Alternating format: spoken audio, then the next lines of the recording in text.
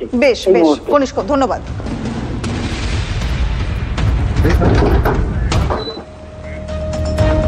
আজকে বিতর্কের কেন্দ্রবিন্দু মদন মিত্র।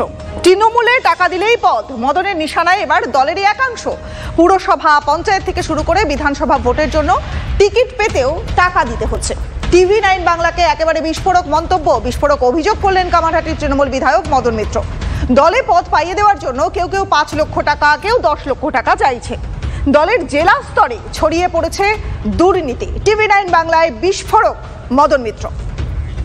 তৃণমূল কংগ্রেসে ক্ষমতা পাইয়ে দেওয়ার জন্য এক শ্রেণীর বাজারি দালাল দলের মধ্যে ঘুরে বেড়াচ্ছে এবং তৃণমূলের নাম করে বেশ কিছু লোক তারা এর খপ্পরে পড়ছে এবং সর্বত্র একটা টাকা লেনদেনের একটা বড় অংশ চলছে তলার লেভেলে। বলছেন যে জেলা বা পঞ্চায়েতের একটা সদস্য হওয়ার জন্য টাকা দিচ্ছে সর্বত্র। এটা একদম জেলা লেভেলে এই দুর্নীতিটা ছড়িয়ে গেছে প্রত্যেকটা জেলার বিরাট বিরাট অংশে। এবং আমি খালি চাইছি আমার কটা লোক এই টাকা দিবি, আজকে 10 লাখ দিবি, তোকে সেক্রেটারি করবো, এরপর তোকে পঞ্চায়েতের টিকিট দেবো, কাউন্সিলরের টিকিট দেবো, কেউ কেউ বলছেন MLA-র টিকিট দেবো। MLA-র টিকিটের এখন দর কত যাচ্ছে?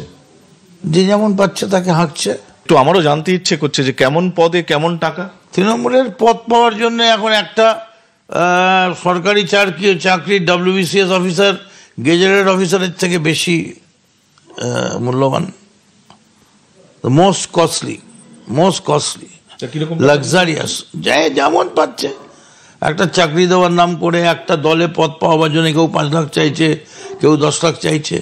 টাকার কি ভ্যালু আছে? যে সম্প্রদায়ের হাতে কালো টাকা রয়েছে, যারা ঘুরে বেড়াচ্ছে তৃণমূলে একটা মুখে ছাপ লাগিয়ে, কোনোভাবে কোনোদিন যদি দিদিকে একবার প্রণাম করা বা অভিষেকদার পাশে বা মদনদার পাশে বা কাউর পাশে একবার দাঁড়িয়ে যেতে পারি, হয়ে গেল। মদনদা সেই সময় থেকে তৃণমূল কংগ্রেসের সাথে জড়িত যখন তৃণমূল কংগ্রেস তৈরি হয়েছিল। তারপর যদি ওনার এটা আত্ম উপলব্ধি হয় তাহলে সেই দলে তো ওনার থাকা উচিত না। প্রথম কথা, ওই দলে থেকে উনি ওখানে গিয়ে গলা উঁচু করে কি লাভ? কিছু না হলে পরে কমসে কম বাড়িটা ছেড়ে দিয়ে বাড়িতে বসে থাকুন, ধর্মকর্ম করুন, গীতা পাঠ পড়ুন, মহাভারত পড়ুন, তাও কারো কাজে লাগবে, পরকালটা ভালো হবে। কিন্তু এই নর্দমায় থেকে, এই দুর্গন্ধযুক্ত নর্দমায় থাকলে পরে যে পাপ লাগবে সে পাপ কুম্ভে গিয়ে 5 বার স্নান করলে পরেও ধোবে না।